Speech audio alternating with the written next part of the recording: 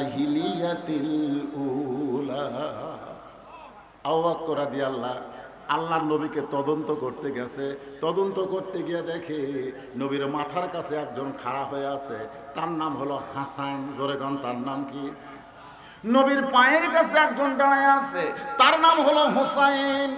যেই মাত্র আবু বকর গেছে নবীর কাছে, সঙ্গে সঙ্গে দুই ভাই দৌড়ে এসে আবু বকরের দুইটা হাত ধরে বলতেছে, ওগো মুরব্বী, সকাল থেকে নানা নানা বলে ডাকতেছি, এখন পর্যন্ত নানা কোনো কথা কয় না।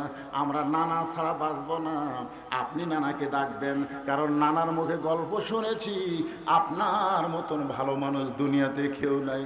আবু বকর চমকে গিয়ে বলতেছে, তোমার নানা আমার কি গল্প করেছে?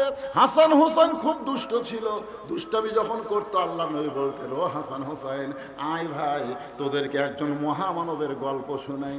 হাসান হোসেন তখন নবীর কাছে বসে বলে, না না, তাহলে একজন মহামানবের গল্প শোনান।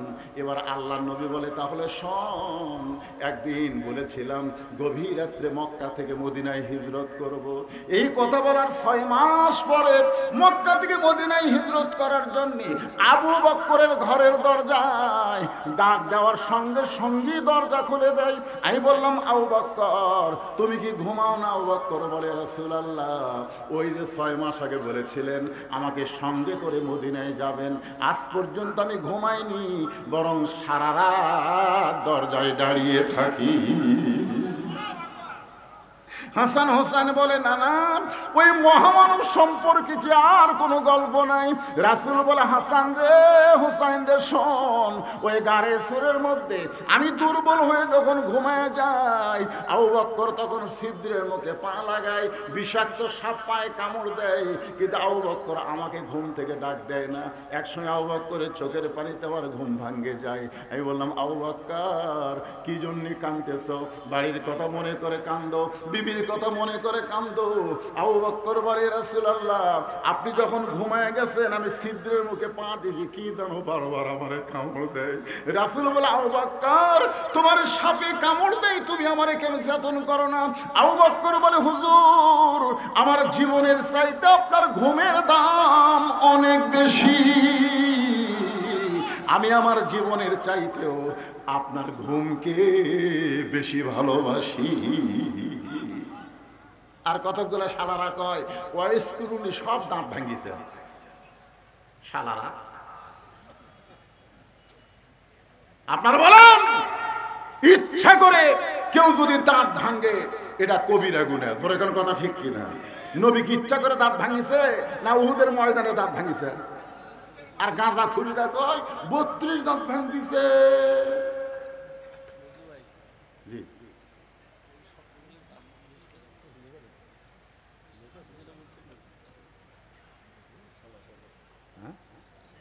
আচ্ছা ঠিক আছে, আলহামদুলিল্লাহ। শালা মানে কি, আমার আবার বোন নাই, বোঝেন না, আমার কোনো বোন নাই, আমার বাপের 4 বেটা। তা আমার এক চাওয়াতো ভাই আছে, ওর আবার বোন আছে। আর দুলা ভাই আসলেই দৌড়ে দেখায়, দেন 500 টাকা দেন, দেন 1000 টাকা দেন। ওই দুলা ভাই যখন টাকা দেয় তখন কই, আল্লাহ রে, শালা যদি আমি হতে পারতাম তাহলে আমিও টাকা পেতাম। সেই দিন থেকে শালা গালটা আমার খুব পছন্দ, কিন্তু আমি কারো শালা হওয়ার পারি ভাই, কারণ আমার বোন নেই। ধরে কোন কি নাই? আপনারা বলেন তো, বগুড়া জেলার কি শালা ভাষা খারাপ? এ কথা কন না কেন, খারাপ? তো যাই হোক, একটু মনোযোগ দিয়ে কথাগুলো শুনবেন। আবু বকর রাদিয়াল্লাহু দুইটা হাত দুইজন চাইপা ধরছে। এমন সময় আবু বকর বলতেছে, ওমর তুমি ঠিক বলেছ, তুমি ঠিক বলেছ। হাসান হোসেনকে সঙ্গে করে যখন দরজা খোলা আবু বকর বের হয়, আলী বলতেছেন, আল্লাহর নবীর খবর কি?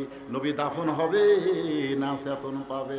আবু বকর বলতেছে, দাফন হবে না চেতন পাবে এটা আমি বলবো না, এটা আলী আল্লাহর কোরআন থেকে বলবে।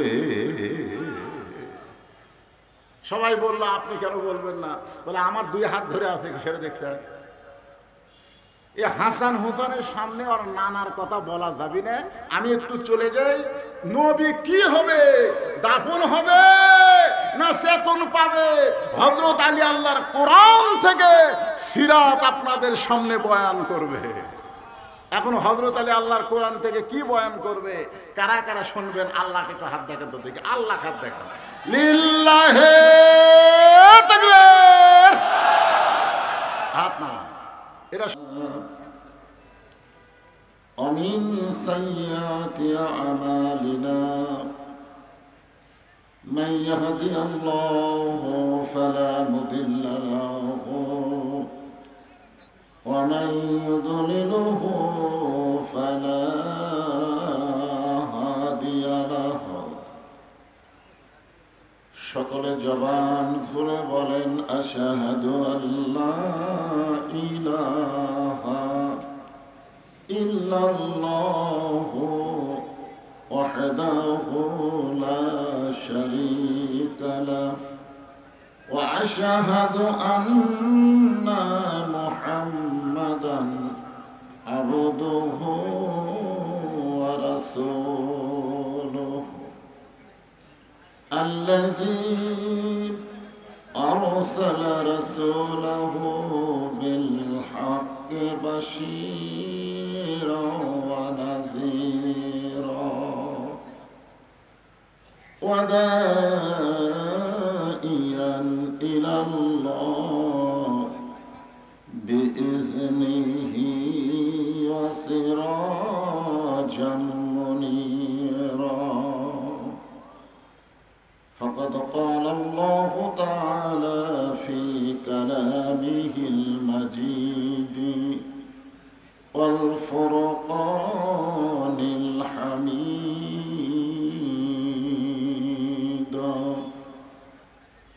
জবান খুলে সকলে পড়েন আউযু বিল্লাহি মিনাশ শাইতানির রাজীম. বিসমিল্লাহির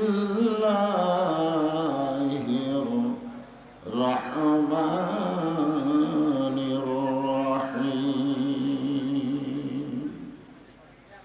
ইয়া আইয়ুহাল্লাযীনা আমানু ইসতাঈনু বিস-সাবরি ওয়াস-সালাহ ইন্নাল্লাহা মা'আস-সাবিরিন.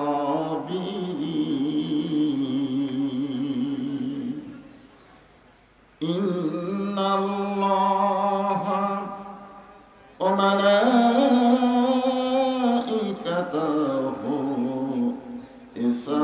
ইসাল্লুনা আলান নাবী. ইয়া আইয়ুহাল্লাযীনা আমানু সাল্লু আলাইহি ওয়া সাল্লিমু তাসলিমা. আল্লাহুম্মা সাল্লি আলা মুহাম্মাদ ওয়া আলা আলি মুহাম্মাদ কামা সাল্লাইতা আলা ইব্রাহিম وعلى آل إبراهيم إنك حميد مجيد. اللهم بارك على محمد وعلى آل محمد كما باركت على إبراهيم وعلى آل إبراهيم إنك حميد مجيد. আল্লাহ পাকের দরবারে হাজার শুকরিয়া যে আল্লাহ তাআলা 3 দিন ব্যাপী ঐতিহাসিক সিরাত মাহফিলের সমাপনী রজনীতে মাগরিবের নামাজের পরে আমাদেরকে আজকের এই মাহফিলে কবুল করেছেন। এজন্য শুকর গুজার করছি আলহামদুলিল্লাহ। আজকের এই মাহফিলের সম্মানিত সভাপতি, ওলামা মাশায়েখের সম্মানিত সভাপতি, বগুড়া জেলার শহর শাখার নায়েবে আমির, আজকের এই মাহফিল উপস্থিত আছেন বগুড়া জেলা জামাতের আমির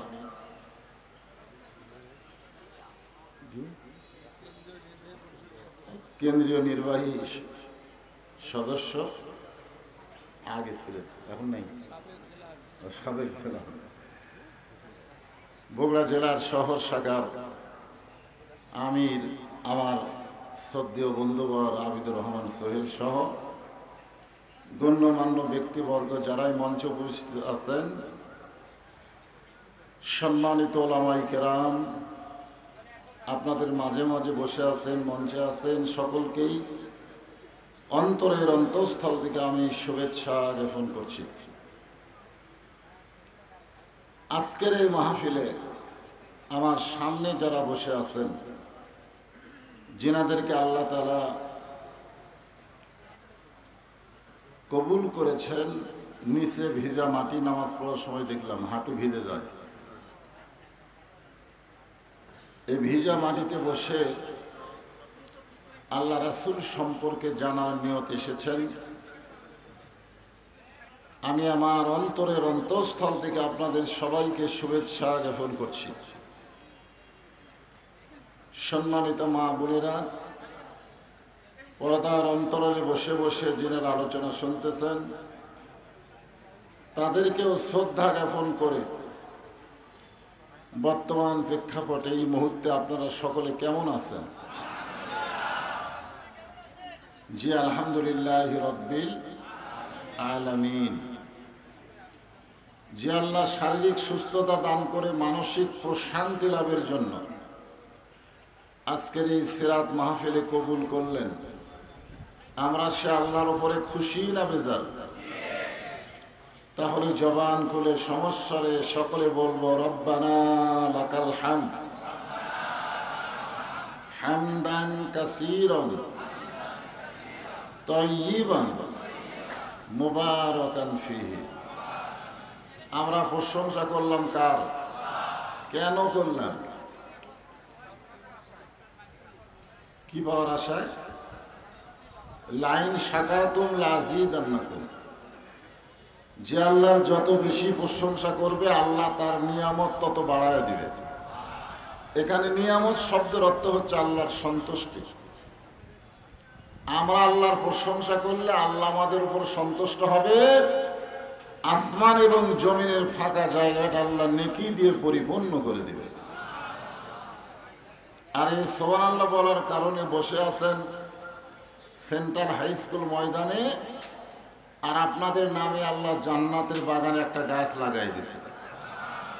কবে জান্নাতে যাব তার কোনো গ্যারান্টি নেই, কিন্তু এখনই আমাদের নামে আল্লাহ একটা গাছ লাগাই দিছে। খুশি না বেজার? আমার পূর্বে আমার ছোট ভাই ওমা আরসালনাকা ইল্লা রাহমাতাল লিল আলামিনের উপরে অত্যন্ত গুরুত্বপূর্ণ আলোচনা করেছেন। আল্লাহ রাসূল গোটা বিশ্ব জগতের জন্য রহমত।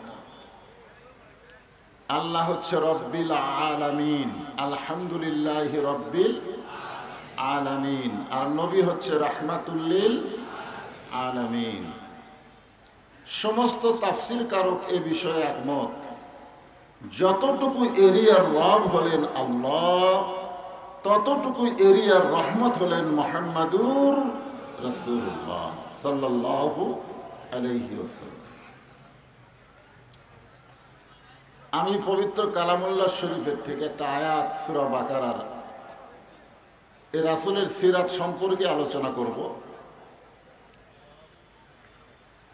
রাসূলের জীবনকে আমরা দুই ভাগে দেখি, একটা হচ্ছে মিলাদ আর একটা হলো সিরাত। আমার পূর্বে যে ভাই আলোচনা করলেন হালিমাতুস সাদিয়া আমিনা, মানে আল্লাহ রাসূল যে রহমত স্বরূপ দুনিয়াতে এসেছেন, এই কথাটাই আমরা মোটামুটি শুনলাম। শেষের দিকে তিনি কিছু কিছু কথা বললেন। আমি আপনাদেরকে আয়াতকে সামনে নিয়ে যে আলোচনা করব সেটা হলো আমাদের নবী বিদায় হয়ে গেছে না এখনো আছে, এটা আগে আমাদের গ্রহণ করা লাগবে। নবী কি চলে গেছে না আছে? আছে। হ্যাঁ, নবী দুনিয়া থেকে চলে যাওয়ার পরে দুটা দল হয়েছিল। এক দল বলেছে নবী বিদায় নিয়েছে, নবীর জানাজা হবে, নবীর দাফন হবে। আর একজন বলেছে নবী কোনোদিনও বিদায় নিতে পারে না। হযরত আবু বকর রাদিয়াল্লাহু তাআলা আনহু নবীকে দাফন করার জন্য ব্যস্ত হয়ে গেলেন, কারণ আল্লাহ রাসূল বলেছেন তিনটা কাজ দেরি করা যায় না। জোরে বলেন কয় কাজ? তার মধ্যে একটা কাজ হলো কেউ দুনিয়া থেকে বিদায় নিলে তাকে দাফন করতে অযথা দেরি করা যাবে। 2 নম্বর হলো ছেলে মেয়ে যখন বয়স হবে তখন বিয়ে শাদীর ব্যাপারে দেরি করা যাবে। আমাদের বাংলাদেশে মনে হয় দেরি নেই। আমাদের বাংলাদেশের সরকারি একটা বয়স আছে যে মেয়েদের 18, ছেলেদের 22। আপনারা বলেন তো, একটা হলো সরকারি আর একটা হলো দরকারি, জোরে কোন ঠিক কিনা? তো কোনটা দরকার? 22ই দরকার। তো যাই হোক, ছেলে মেয়েরা যদি বয়স হয়ে যায় তাদের বিবাহের ব্যাপারে দেরি করলে সমস্যা আছে, আছে না নাই? আর 3 নম্বর হলো কেউ যদি ঋণগ্রস্ত হয়, হাতে টাকা পয়সা আসলেই ঋণ পরিশোধ করতে কোনো দেরি করা যাবে? তাহলে কয় কাজে দেরি করা যাবে না? 3 কাজে। এখন আপনারা বলেন, আল্লাহ রাসূল দুনিয়া থেকে বিদায় নেওয়ার সাথে সাথেই কি রাসূলকে দাফন করা হয়েছে? এটা কিন্তু আমাদের জানা দরকার। রাসূল দুনিয়া থেকে বিদায় নেওয়ার সাথে সাথেই রাসূলকে দাফন করা হয় নাই। তাকে দুনিয়াতে 3 দিন, ধরে বলেন কয় দিন?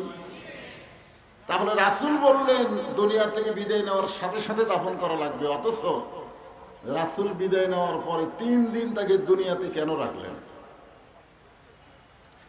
নবীর উম্মত হিসাবে এটা আমাদের জানার দরকার আছে না নাই? জোরে করে আছে না নাই? হ্যাঁ, এটা জানতে হবে তো। কারণ আল্লাহ রাসূলকে না জানলে রাসূলকে তো মানা যাবে না।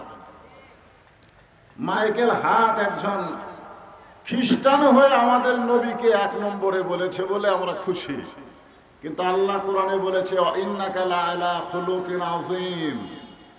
কোন মাইকেল হার্টের দরকার নাই, স্বয়ং আল্লাহই বলেছেন নবীর চরিত্র হলো সবচাইতে উত্তম চরিত্র। জোরে কোন কথা ঠিক কিনা? ওলা খ্রিস্টানের কথা আমাদের জানার টাইম আছে? স্বয়ং আল্লাহ কোরআনই বলে দিয়েছেন লাকাদ কানা লাকুম ফি রাসূলিল্লাহি উসওয়াতুন হাসানা। যত নেতা নেত্রী তোমরা দুনিয়াতে দেখো, একটাও নেতা নেত্রী তোমাদের যোগ্য নয়। একমাত্র নেতা হলেন মুহাম্মাদুর, যার আদর্শ হলো উত্তম আদর্শ। সেই নবী দুনিয়া থেকে বিদায় নেওয়া 3 দিন পরে তাকে দাফন করা হলো। কারণ আছে। নবীর উম্মত হিসাবে কারণটা আমরা একটু শুনলেই বুঝবো যে আমাদেরকে কোন দল করা লাগবে, আমরা কোন দল করব। নবীর উম্মতের দাবি করব আর বাতিল দলের পিছনে চামচা হব, এইটা কখনো নবীর উম্মত হওয়ার লক্ষণ নয়। ওমর ফারুক বললেন, কেউ যদি বলে নবী বিদায় নিয়েছে, তার দেহ থাকবে কিন্তু মাথা থাকবে না। তার কি থাকবে? দেহ থাকবে কিন্তু মাথা থাকবে না। আর আবু বকর রাদিয়াল্লাহু বললেন নবী বিদায় নিয়েছে, নবীকে দাফন করা লাগবে। আপনারা বলেন তো, যিনি নবীকে দাফন করতে চাচ্ছেন তিনি 1 নম্বর, কয় নম্বর? আর যিনি বলতেছেন নবী বিদায় নেয়নি, মরে নাই, তিনি কয় নম্বর? হ্যাঁ, না, তিনিও 1 নম্বর। আল্লাহ রাসূল বলেছেন আমার 4 জন সাহাবী 1 নম্বর। কয়জন? নরমে 1 নম্বর হলো আবু বকর, গরমে 1 নম্বর ওমর, সম্পদে 1 নম্বর ওসমান, আর জ্ঞানে 1 নম্বর আলী। তাহলে 4 জন কয় নম্বর? এ ভাই, মাইকের সাউন্ড এরকম করে দাও, ভম ভম করে না, আসতে দাও।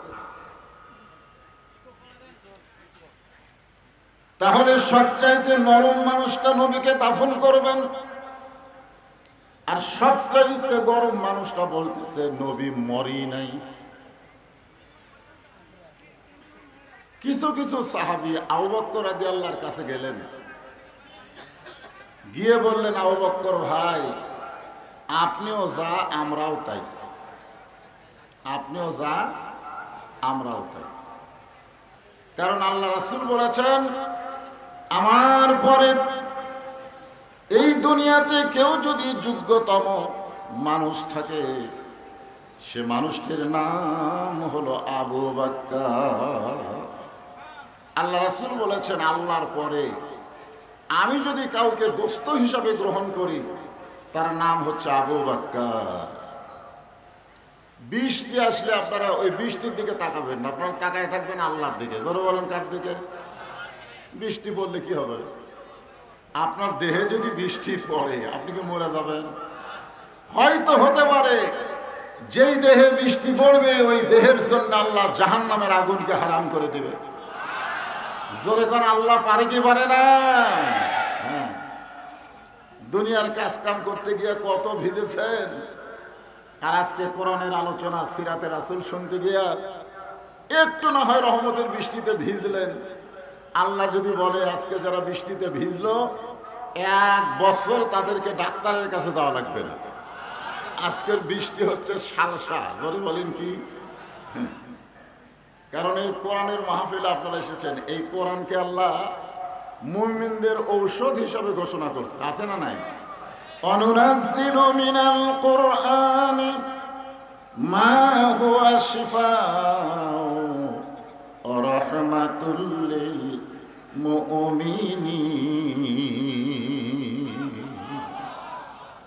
মুমিনদের যাবত রোগের ঔষধ হিসাবে আল্লাহ তাআলা এই কোরআনকে নাজিল করেছে। আমরা সেই নবী মানি তো কোরআন। নবী মানে কি? আমরা কোরআন পাইছি কার কাছ থেকে? আপনারা অনেকেই জানেন, উম্মাহাতুল মুমিনিন মা আয়েশার কাছে গিয়ে সাহাবীরা জিজ্ঞাসা করলেন, মা, নবী সম্পর্কে আমরা জানতে চাই। মা আয়েশা বললেন, তোমরা কি আল্লাহর কোরআন পড়ো না? বলে, হ্যাঁ, কোরআন পড়ি। তাহলে কোরআন যদি পড়ে থাকো, নবী সম্পর্কে আমার কাছে কি জানবে? আল্লাহর কোরআনও যেমন, নবী হচ্ছে বাস্তব কোরআন। জোরে বলেন সুবহানাল্লাহ। নবীর উপরে কোরআন নাজিল হয়েছে, আর নবী বাস্তবে আমল করে আমাদেরকে দিয়ে গেছে। আপনারা বলেন তো, নবীর উপরে কোরআন নাজিল হয়েছে আর নবী আমল করে নাই, এরকম একটা আয়াত আছে কোরআনে? হ্যাঁ, এই জন্যে একটু বৃষ্টি মাঝে মধ্যে পরীক্ষার জন্য হবেই।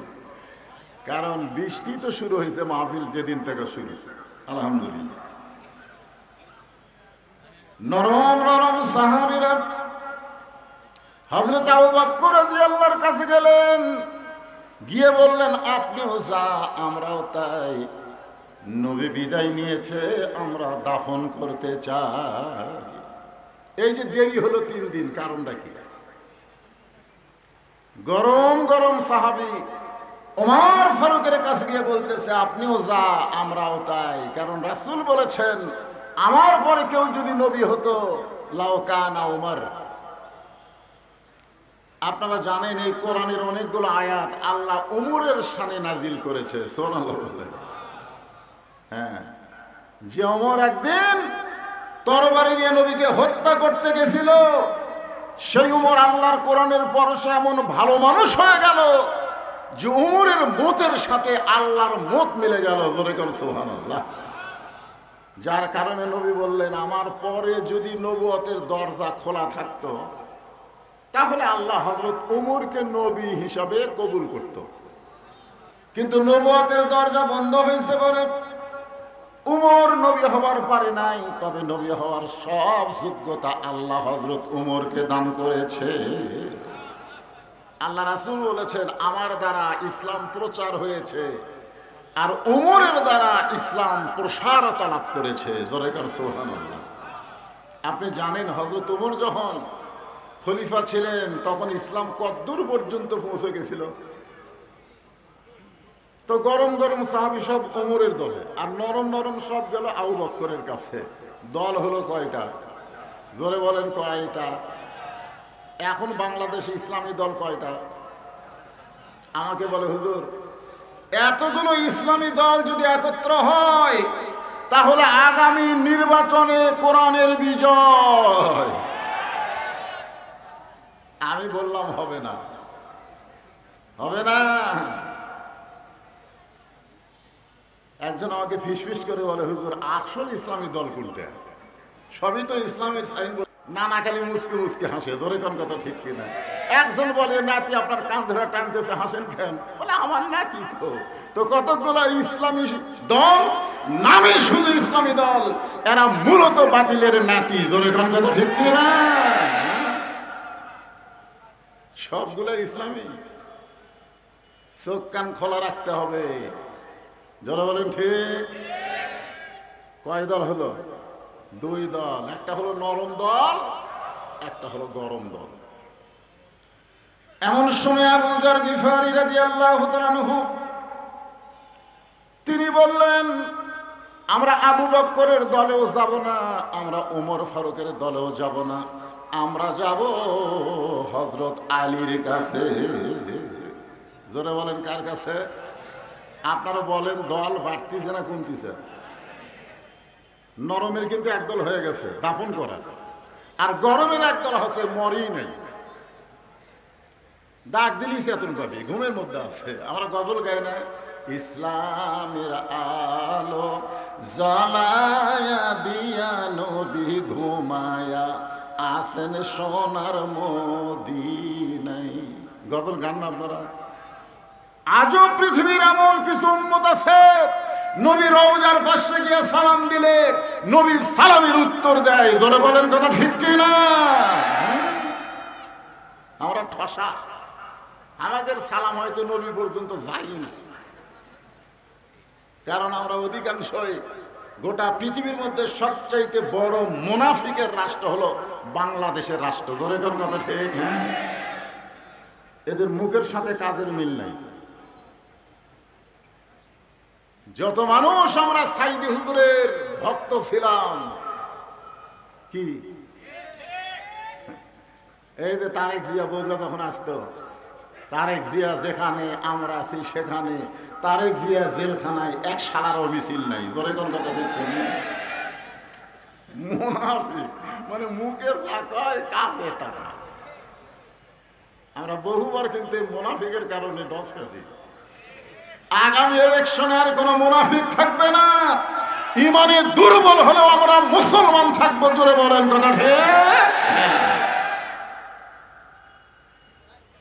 এখন আবু যর গিফারী বলতেছে, খামাখা নরমের কাছেও নাই, গরমের কাছেও নাই, আমরা যাব হযরত আলীর দরবারে। আবু যর গিফারীর নেতৃত্বে হাজার হাজার সাহাবী হযরত আলীর দরবারে গিয়ে দেখেন হযরত আলী আল্লাহর কোরআন তেলাওয়াত করতেছে।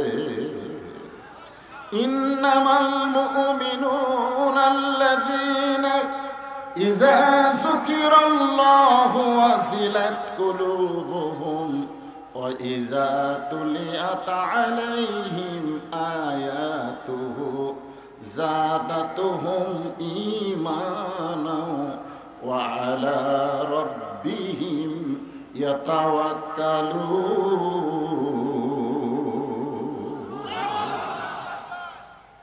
আবু যর গিফারীর নেতৃত্বে হাজার হাজার সাহাবী গেছে কোথায়? হযরত আলীর দরবারে। গিয়ে দেখে হযরত আলী কি তেলাওয়াত করে?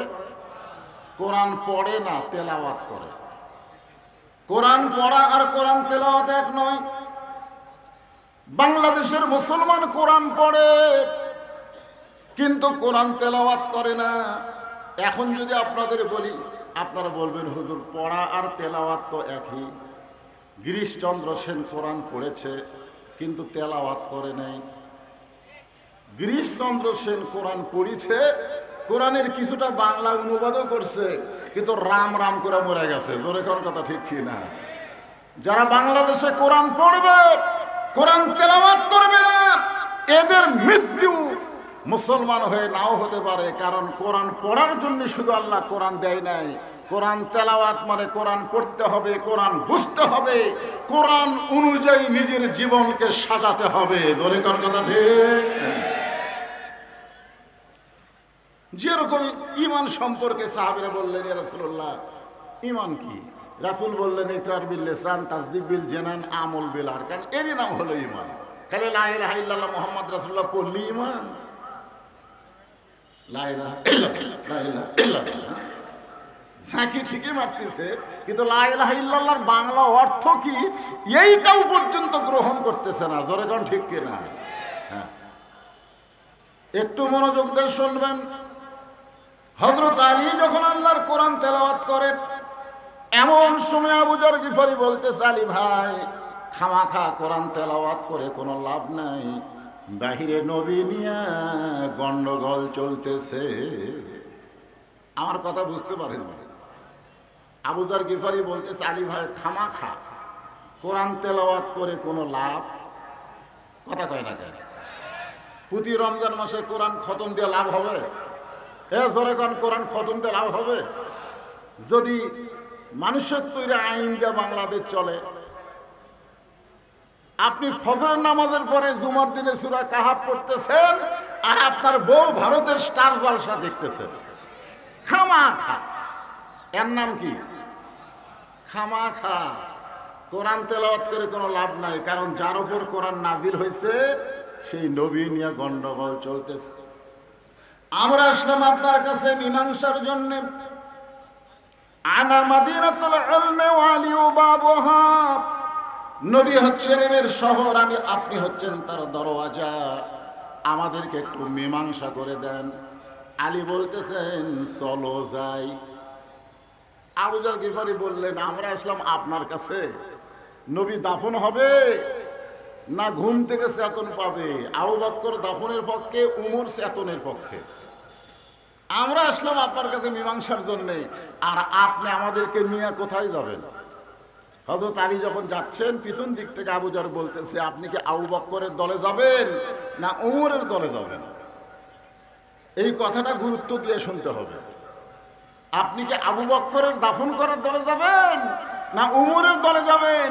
সঙ্গে সঙ্গে হযরত আলী বললেন, একজন মুসলমান কোনোদিন মানুষের দল করতে পারে না। আবু বকরের দল করাও জায়েজ নাই, উমরের দল করাও জায়েজ নাই, দল করতে হবে কেবলমাত্র আমার আল্লাহ। আবু বকরের মতন মানুষের দল করা যাবে না, উমরের মতন মানুষের দল করা যাবে না। আর তোমরা মুজিবের দল করবা, জিয়ার দল করবা, এরপরে মুসলমান দাবি করবা, এটা কখনোই সম্ভব নয়। জোরে বলেন ঠিক? দেখছেন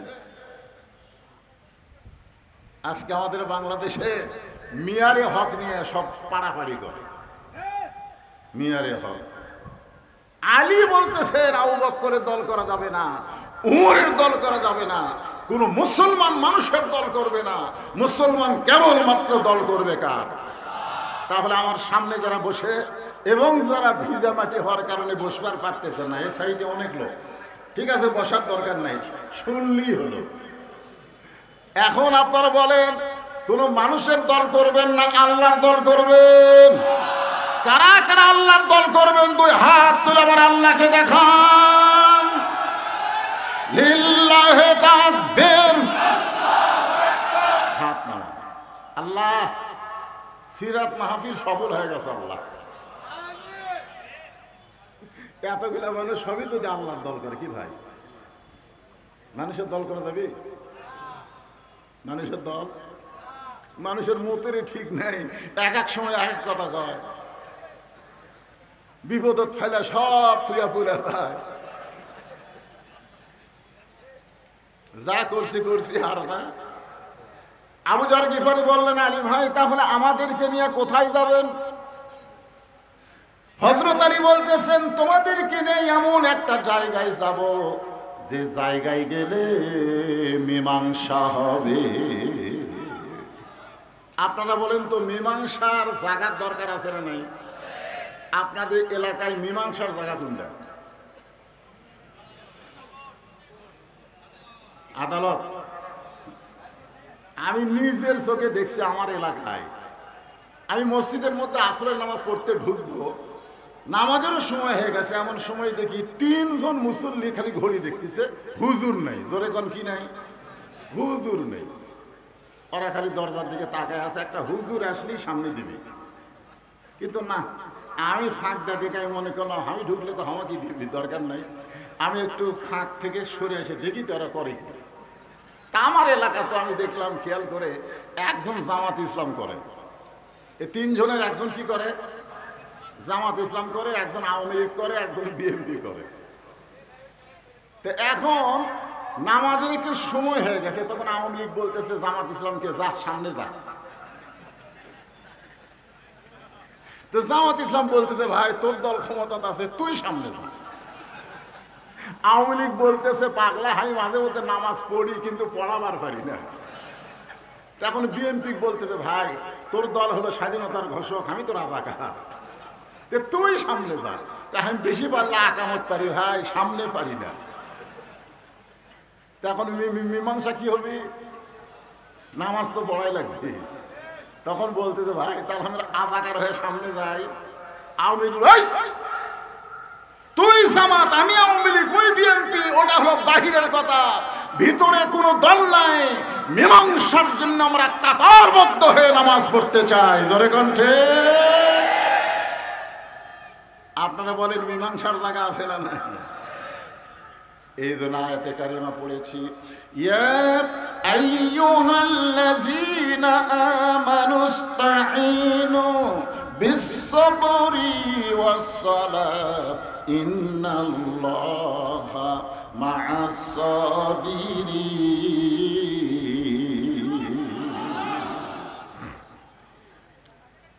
ইন্নাস সালাতা তানহা আনিল ফাহশাই ওয়াল মুনকার। একমাত্র নামাজে পারে মানুষকে যাবতীয় খারাপি থেকে বাঁচাই দিতে।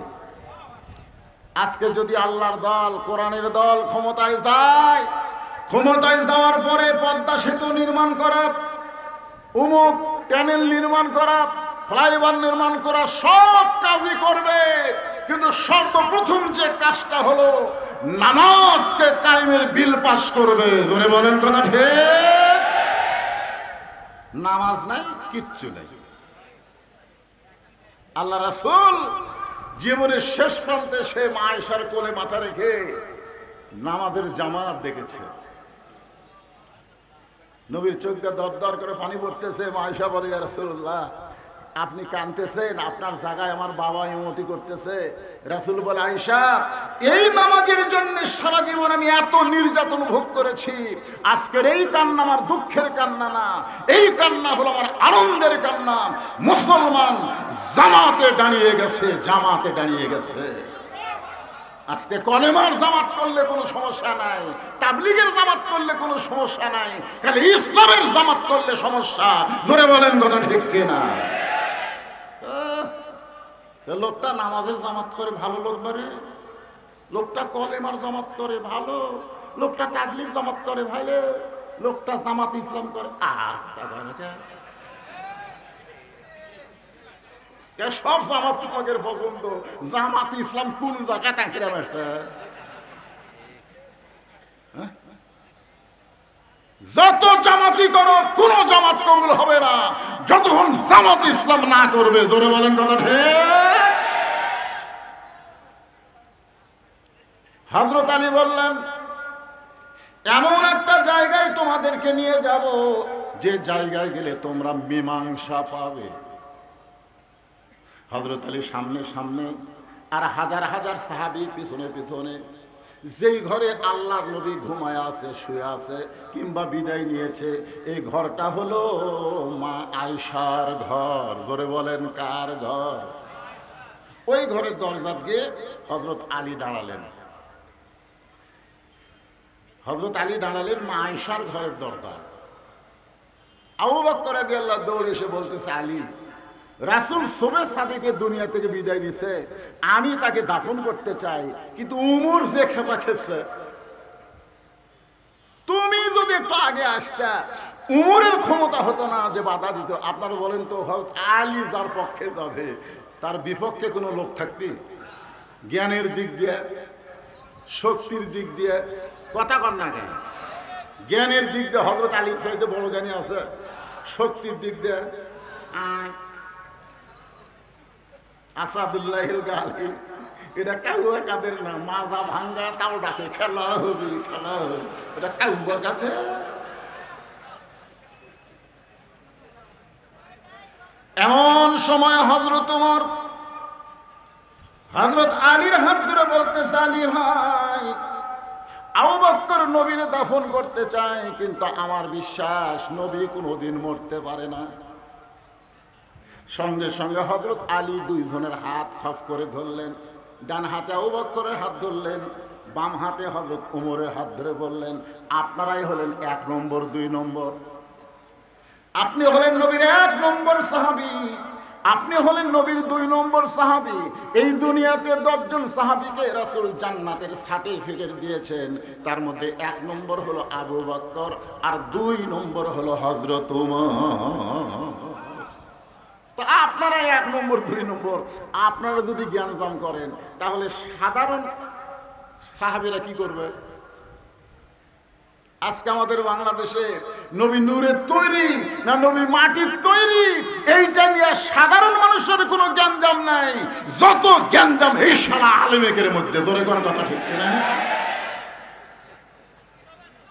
এই সারা আলেমেরা আজ থেকে 20 বছর আগে, আমার ওয়াজের বয়স হচ্ছে 41 বছর, আজ থেকে 20 বছর আগে নবী নূরের তৈরি না মাটির তৈরি, এইটা নিয়ে বাংলার জমিনে কোনো ফতোয়াবাজি হয় নাই। কিন্তু বর্তমান সমাজে আলেম যত বাড়তেছে আর এইটা নিয়ে ফতোয়াবাজি হচ্ছে। আজকে সিরাতে রাসূলের দিনে শুনে যান নবী কিসের তৈরি, আমাদের জানার দরকার আছে না নাই? ধরে জানা আছে না নাই? সিরাত মাহফিল দিবেন, 3 দিন ধরে খালি তাফসীর হবে, নবীর কিছুই শুনবি না।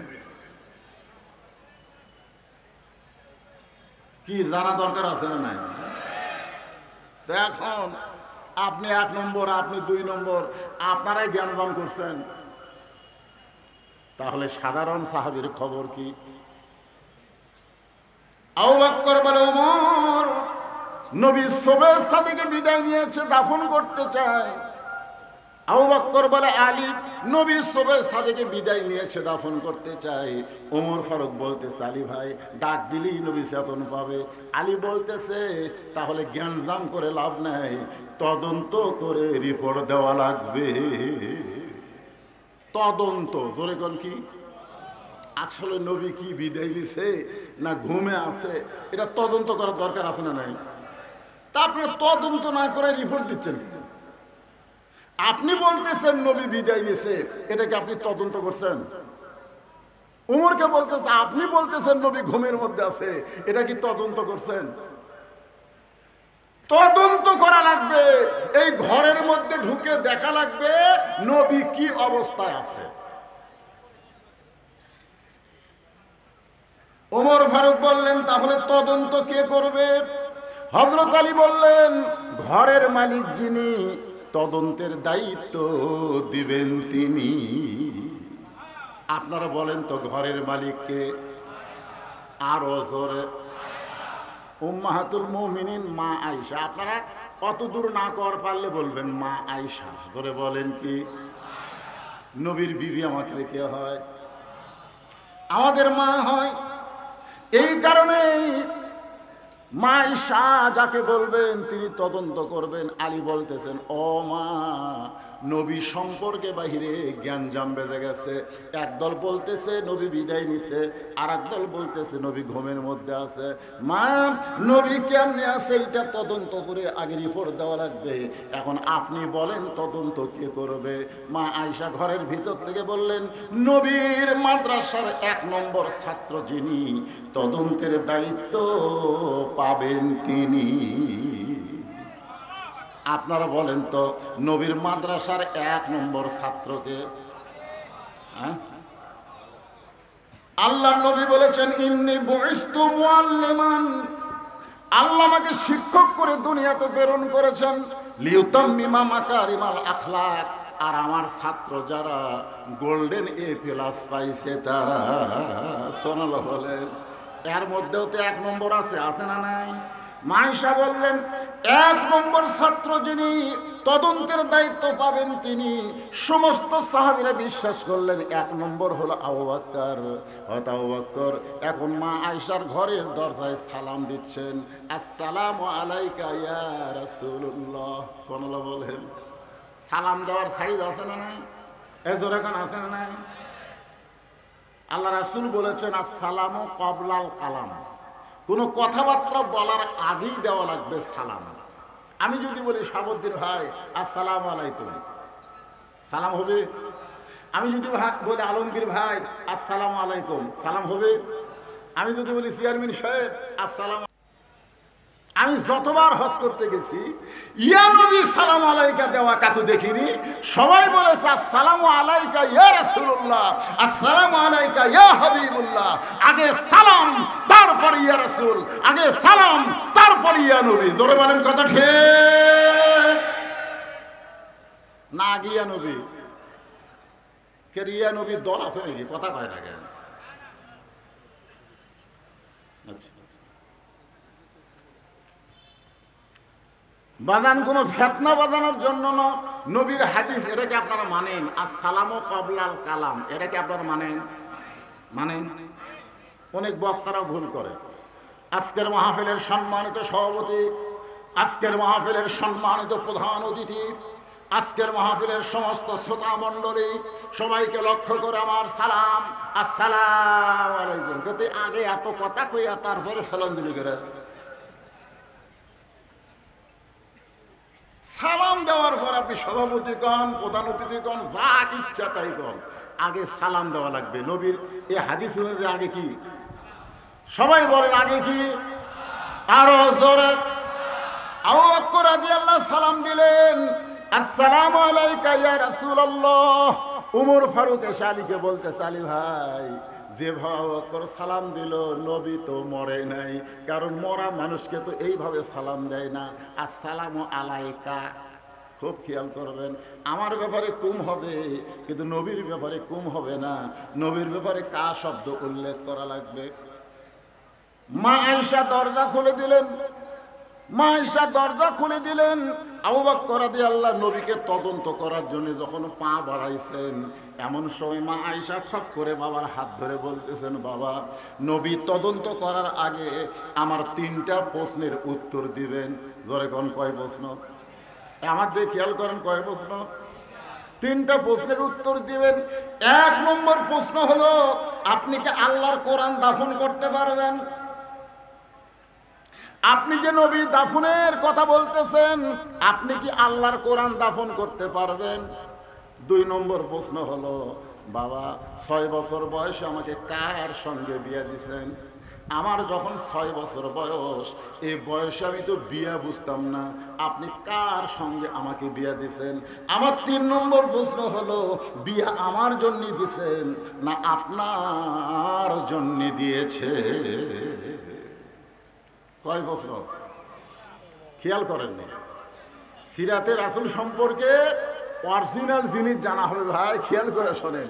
1 নম্বর হলো, আপনি কি আল্লাহর কোরআনকে দাফন করতে পারবেন? আপনারা কি এই কোরআনকে দাফন করতে পারবেন? 2 নম্বর প্রশ্ন হলো, 6 বছর বয়সে আপনি আমাকে কার সাথে বিয়ে দিছেন? মানুষের সাথে দিছেন না নবীর সাথে দিছেন? আর 3 নম্বর প্রশ্ন হলো, 6 বছর বয়সে তো আমি বিয়ে কিছুই বুঝি না, তাহলে বিয়েটা কি আমার জন্য দিছেন না আপনার জন্য দিছেন?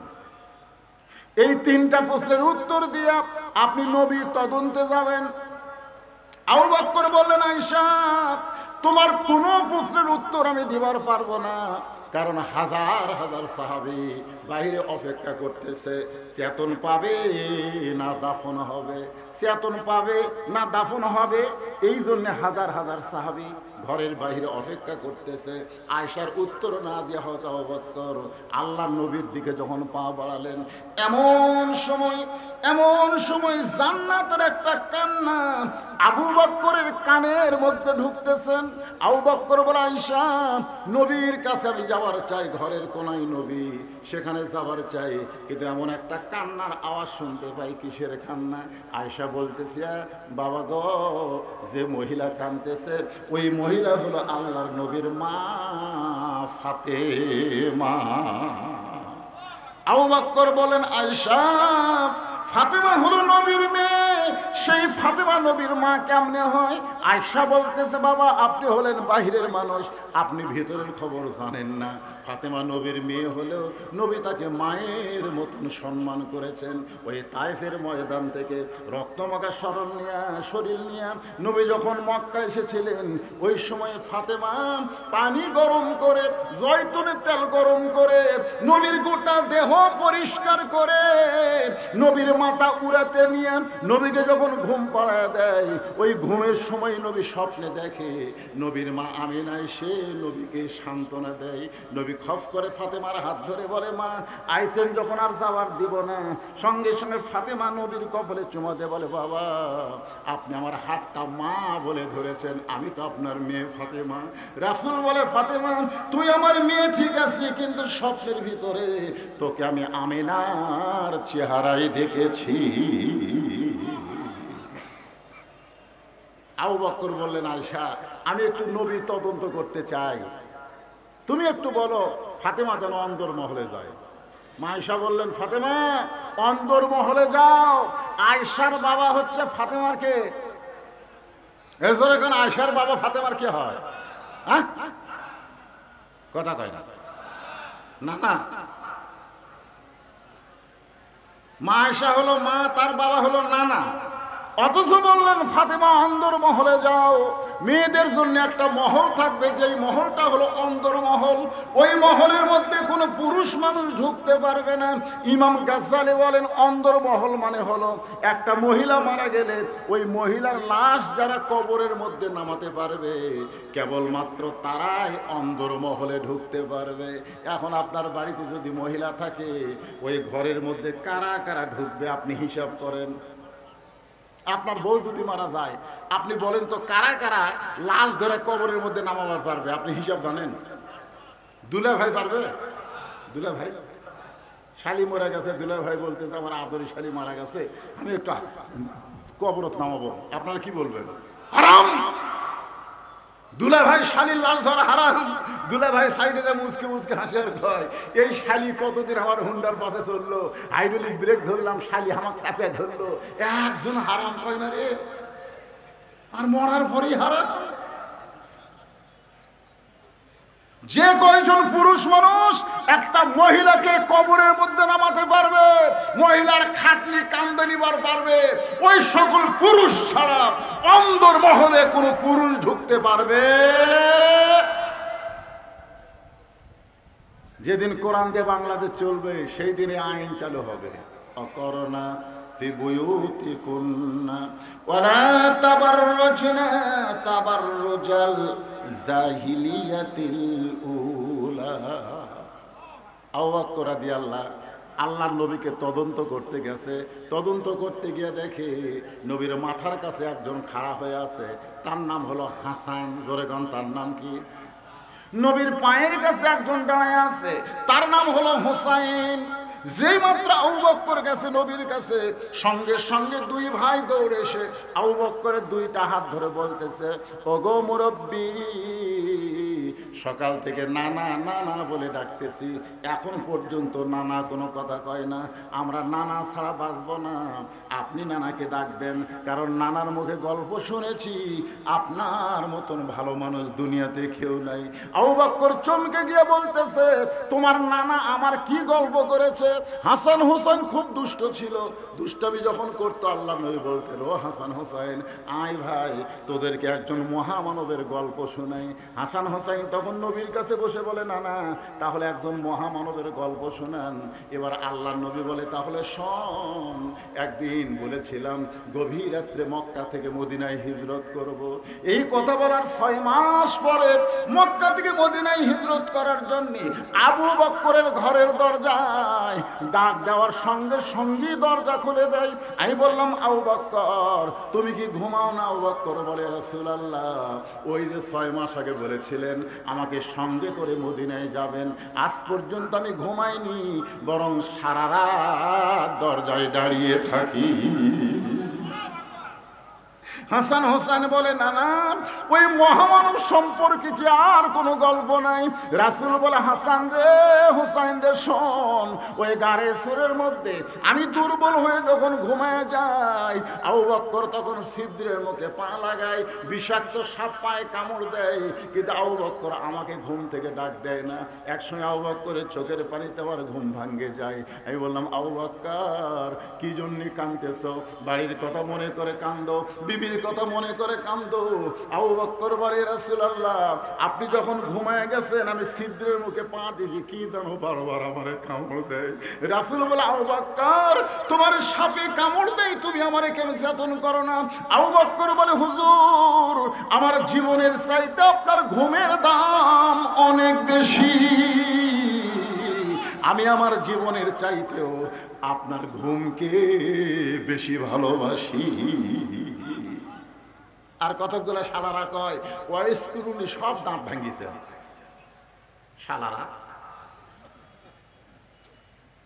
আপনারা বলেন, ইচ্ছা করে কেউ যদি দাঁত ভাঙে এটা কবিরা গুনাহ, তোর এখন কথা ঠিক কিনা?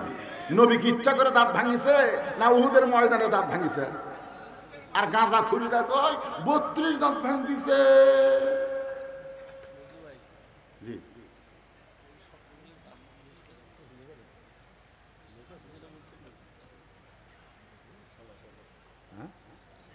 আচ্ছা ঠিক আছে, আলহামদুলিল্লাহ। শালা মানে কি, আমার আবার বোন নাই, বোঝেন না? আমার কোনো বোন নাই, আমার বাপের 4 বেটা। তা আমার এক চাওয়াতো ভাই আছে, ওর আবার বোন আছে। আর দুলা ভাই আসলেই দৌড়ে দেখায়, দেন 500 টাকা দেন, দেন 1000 টাকা দেন। ওই দুলা ভাই যখন টাকা দেয় তখন কই, আল্লাহ রে, শালা যদি আমি হতে পারতাম তাহলে আমিও টাকা পেতাম। সেই দিন থেকে শালা গালটা আমার খুব পছন্দ, কিন্তু আমি কারো শালা হওয়ার পারি ভাই, কারণ আমার বোন নেই। ধরে কোন কি নাই? আপনারা বলেন তো, বগুড়া জেলার কি শালা ভাষা খারাপ? এ কথা কন না কেন, খারাপ? তো যাই হোক, একটু মনোযোগ দিয়ে কথাগুলো শুনবেন। আবু বকর রাদিয়াল্লাহু আনহু 2টা হাত 2 জন চাইপা ধরছে। এমন সময় আবু বকর বলতেছে, ওমর, তুমি ঠিক বলেছ, তুমি ঠিক বলেছ।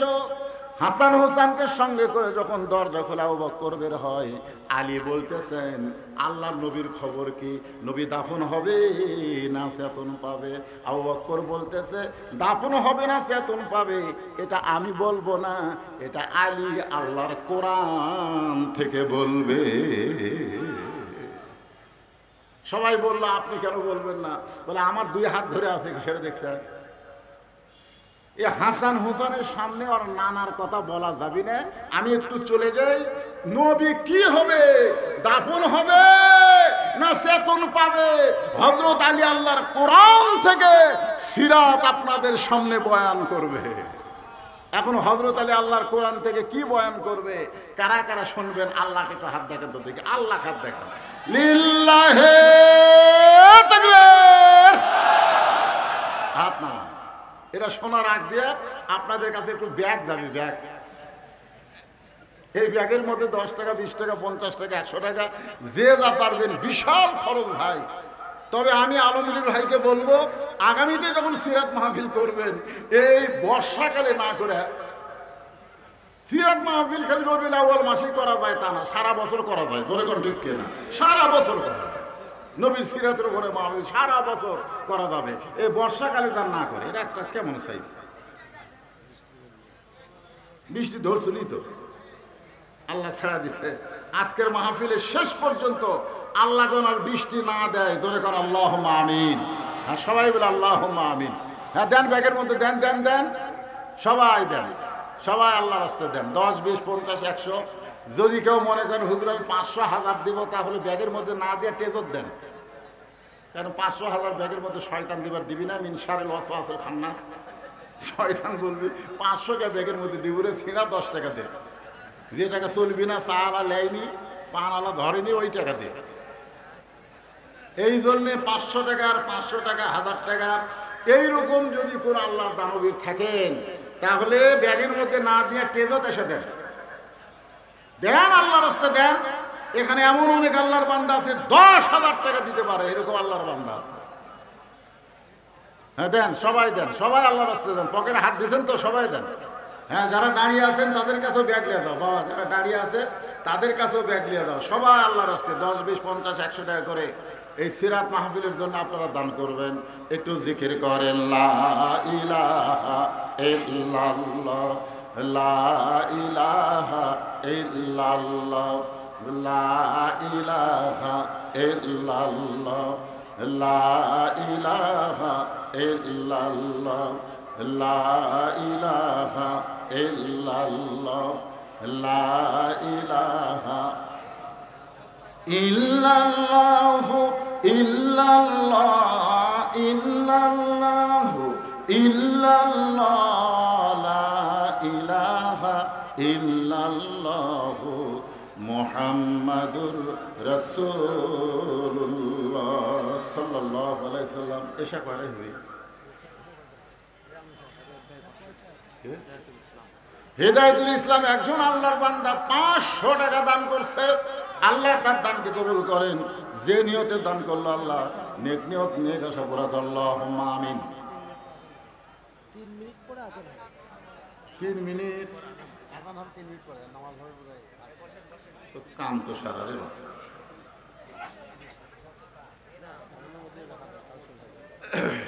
এই দেন, সবাই দেন। লিল্লাহি তাকবীর। এই যে হযরত উমরের ওয়াজ করতেছি, উমর ফারুক আমার ভাগ্নে, আমার ভাগ্নে 1000 টাকা দান করেছে। আল্লাহ উমর ফারুকের দানকে কবুল করেন।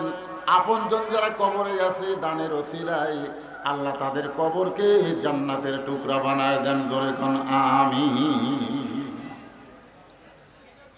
হযরত আলী ঘোষণা করবেন সিরাতে রাসূল।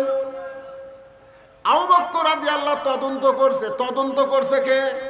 এ কথা কয় না কে করলো? আবু বকর রাদিয়াল্লাহু তদন্ত করলো, কিন্তু ঘোষণা দেবেন হযরত আলী। হাসান হোসেনকে নিয়ে যখন চলে গেছে, এমন সময় কোরআন থেকে হযরত আলী বলতেছেন কুল কুল, হে রাসূল আপনি বলেন, ইন কুনতুম তুহিব্বুনাল্লাহ ফাত্তাবিউনি ইউহিব্বুকুমুল্লাহ ওয়া ইয়াগফির লাকুম যুনুবাকুম ওয়াল্লাহু গাফুরুর রাহিম।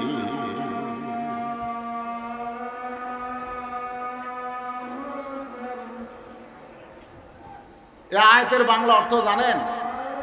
এই যে আজান আছে, আজান হচ্ছে, শোনেন, আজান হচ্ছে তো, আজানের মধ্যে আশহাদু আল্লা ইলাহা ইল্লাল্লাহ আছে না নাই? আজানের মধ্যে আশহাদু আন্না মুহাম্মদ রাসূলুল্লাহ আছে না নাই? এই কোরআনের মধ্যে আল্লাহ আছে না নাই? এই কোরআনের মধ্যে মুহাম্মদ আছে না নাই? নামাজের মধ্যে আল্লাহ আছে না নাই? নামাজের মধ্যে নবী আছে না নাই? এজোরে কেন আছে না নাই? আল্লাহ থাকবে যতক্ষণ, নবীও থাকবে ততক্ষণ। নবী কোনোদিন মরতে পারে না। নবী হলো প্রত্যেকটা উম্মতের আদর্শ। জোরে বলেন কথা ঠিক কিনা? নবী মরছে, আপনার মাথায় টুপি এটা কার? এ জোরে করে দেখার। আপনার মুখের দাড়ি এটা কার? আপনার লেবাসের তাকওয়া এটা কার? তার মানে নবী মরে নাই, নবী আছে প্রত্যেকটা উম্মতের কলিজায়। জোরে বলেন কথা ঠিক। আমরা নবীকে অনুসরণ করে আমল করে বাকি জীবন চলতে চাই। আজকের সিরাত মাহফিলকে আল্লাহ কবুল করুক। জোরে বলেন আল্লাহুম্মা আমিন। আর এখানেও আজান হবে, বিশাল জামাতের নামাজ হবে। সংক্ষিপ্ত সময়ের মধ্যে আমি যা বললাম আল্লাহ বুঝ মোতাবেক বক্তা শ্রোতা সবাইকে আমল করার তৌফিক দান করুক। সকলে বলে আল্লাহুম্মা আমিন। আসসালামু আলাইকুম ওয়া রাহমাতুল্লাহি ওয়া বারাকাতুহু।